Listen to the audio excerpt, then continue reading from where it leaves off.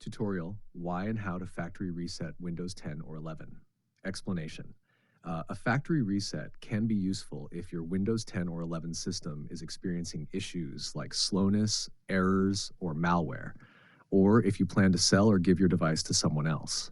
It restores the system to its original state, removing all personal files, accounts, settings, and programs.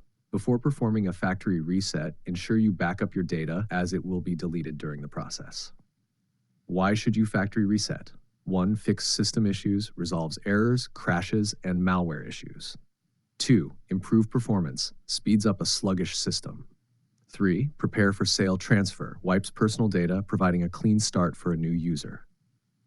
Note, a factory reset preserves the operating system, but deletes all other data and settings. Methods to factory reset Windows 11. 1. Open Settings. Click on the Start button, then click on Settings. 2. Navigate to Recovery. Go to System and scroll down to click on Recovery. 3. Reset PC. Under Recovery Options, click Reset this PC. You will be given 2 options. Keep My Files, removes apps and settings but keeps personal files. Remove Everything, removes all personal files, apps, and settings. 4. Follow on-screen instructions.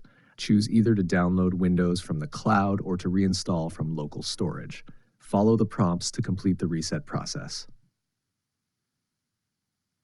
Important considerations before resetting.